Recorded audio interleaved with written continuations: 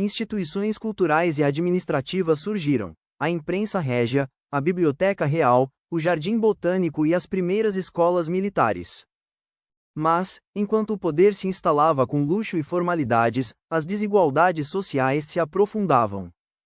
O Rio de Janeiro tornou-se símbolo de um império, mas também espelho de suas contradições. Entre a pompa e a pobreza, o Rio de Janeiro do século XIX se reinventou, capital do império e palco das contradições que marcariam o Brasil moderno. Uma das primeiras medidas da corte foi a abertura dos portos às nações amigas, rompendo o monopólio que obrigava o Brasil a negociar apenas com Portugal. As consequências foram imediatas. O porto do Rio de Janeiro encheu-se de embarcações estrangeiras e de mercadorias vindas da Europa. O comércio interno se expandiu rapidamente. Mercadorias circulavam pelas cidades e portos, aquecendo a economia urbana. A elite agrária e os comerciantes urbanos foram os principais beneficiados. O novo comércio ampliava seus lucros e fortalecia seus laços com a corte. Mas, para as pequenas manufaturas locais, a abertura dos portos trouxe um golpe duro. Era impossível competir com os produtos industrializados da Europa. Em 1808, o Brasil abriu suas portas ao mundo, e nunca mais seria o mesmo. A abertura dos portos marcou o início da transição do Brasil de colônia dependente para um mercado mais integrado internacionalmente. Foi um passo decisivo, mas também gerou tensões entre os grupos sociais que competiam pelo acesso aos novos recursos e oportunidades. A presença da corte transformou o Rio de Janeiro em capital administrativa e política do império. Uma nova era começava nas ruas da colônia. Além da economia, a corte trouxe novas instituições, bancos, conselhos administrativos e escolas. A burocracia real modernizou a estrutura colonial. A criação de bancos e conselhos administrativos consolidou uma nova elite econômica, agora ligada ao crédito, ao comércio e à burocracia real. Mas as mudanças não beneficiaram todos. A modernização reforçou desigualdades antigas e criou novas tensões entre grupos sociais. A abertura dos portos marcou o início da transição do Brasil de colônia dependente para um mercado mais integrado internacionalmente. Mas a disputa pelos novos recursos acentuou conflitos. A presença da corte portuguesa no Brasil trouxe mudanças profundas, mas também intensificou tensões políticas e sociais. A elite colonial, acostumada à autonomia relativa, começou a perceber que os interesses da coroa ainda eram prioritários em detrimento das demandas locais. A elite colonial, acostumada à autonomia relativa, começou a perceber que os interesses da coroa ainda eram prioritários em detrimento das demandas locais. Em satisfação da elite e das províncias, os grandes proprietários de terras e comerciantes estavam divididos. Círculo preenchido, alguns se beneficiavam diretamente do comércio aberto com outras nações. Círculo preenchido, outros viam suas vantagens diminuírem com novas regulamentações da corte e impostos elevados. Além da elite, setores urbanos e militares também manifestavam descontentamento crescente. Oficiais e funcionários da administração real se sentiam preteridos em nome de portugueses chegados com a corte, gerando ressentimento e rivalidade. As ideias iluministas que circulavam na Europa e na América influenciaram a formação de um sentimento nacional. Intelectuais, escritores e políticos começaram a articular a ideia de que o Brasil poderia existir como nação independente, não mais subordinada a Lisboa. A tensão aumentou com a volta de Dom João VI a Portugal em 1821, deixando seu filho, Dom Pedro I, como príncipe regente. A ordem da corte portuguesa para que o Brasil retornasse ao status de colônia uniu setores que antes eram divergentes, criando uma frente comum em favor da autonomia. O ano de 1822 foi decisivo.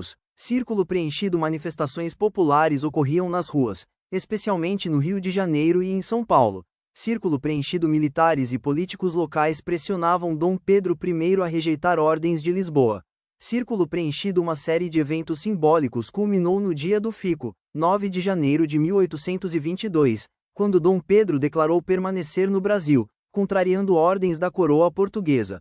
O dia do Fico não apenas marcou a recusa de subordinação à corte portuguesa, mas também simbolizou o início de um movimento irreversível rumo à independência.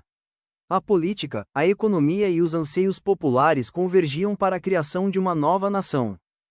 O Dia do Fico não apenas marcou a recusa de subordinação à corte portuguesa, mas também simbolizou o início de um movimento irreversível rumo à independência. A política, a economia e os anseios populares convergiam para a criação de uma nova nação. As tensões políticas e sociais que levaram à independência foram complexas e multifacetadas. Conflitos entre elites locais e interesses da corte portuguesa, influência de ideias iluministas e de movimentos de independência internacionais, círculo preenchido, mobilização popular, militar e urbana em favor da autonomia, decisões simbólicas e estratégicas, como o Dia do Fico, pavimentando o caminho para a emancipação política do Brasil. O período colonial deixou marcas profundas na sociedade brasileira, feridas históricas que o tempo não apagou.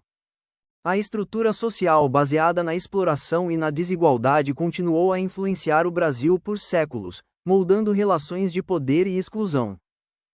A urbanização e a independência política não apagaram a herança colonial. As desigualdades persistiram, transformando-se, mas raramente desaparecendo. A lógica do poder concentrado manteve-se viva. As vozes populares, embora cada vez mais fortes, ainda lutam para serem plenamente ouvidas. Compreender o período colonial é compreender o Brasil atual. As raízes de nossas desigualdades e de nossa cultura estão profundamente entrelaçadas àquela época. O passado não desaparece, ele se transforma, resiste e nos ensina. O Brasil nasceu entre tensões, mas também entre esperanças.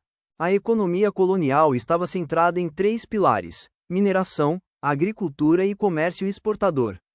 Mesmo com a abertura dos portos e a presença da corte, a lógica de exploração portuguesa permaneceu. O ouro e, posteriormente, a produção agrícola continuaram a gerar riqueza concentrada em poucas mãos.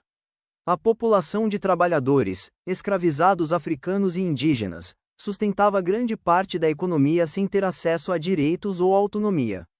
A cidade tornou-se centro administrativo e comercial, mas a desigualdade entre urbanos ricos e trabalhadores pobres se aprofundou. O legado social da colônia se caracteriza por 1. Hierarquia racial e econômica. Brancos europeus no topo, mestiços em posições intermediárias, negros e indígenas frequentemente marginalizados. 2. Papel limitado das mulheres, concentradas em funções domésticas, mercantis ou comunitárias, mas sempre influenciando a transmissão cultural e econômica da sociedade. 3. Mobilidade social restrita. Apesar de algumas oportunidades em comércio e artesanato, a maior parte da população permanecia subordinada às elites. A estrutura social do Brasil colonial não desapareceu com a independência. Ela deixou camadas de desigualdade que ainda moldam acesso a recursos, educação e poder político.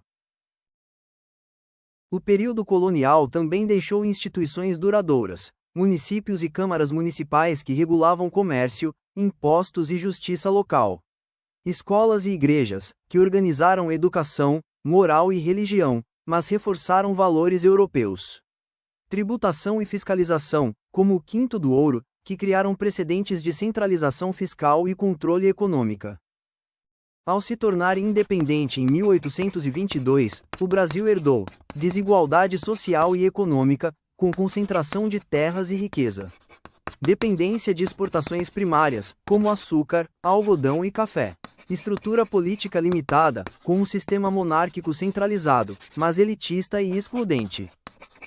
O Brasil que emergiu em 1822 carregava consigo uma economia baseada em exploração e exportação, uma sociedade profundamente hierarquizada e desigual, instituições e práticas administrativas que continuariam a moldar a vida política e social, valores e tradições culturais híbridas, resultado da interação entre europeus, africanos e indígena. O fim da colônia não significou ruptura total. Ele representou continuidade e transformação, criando o cenário que moldaria o Império do Brasil e, mais tarde, a nação moderna. Compreender o fim da colônia é compreender o presente. O Brasil de hoje carrega em suas ruas, cidades, leis e tradições o eco de séculos de colonização, e, ao mesmo tempo, a força da resistência e da criação de novos caminhos.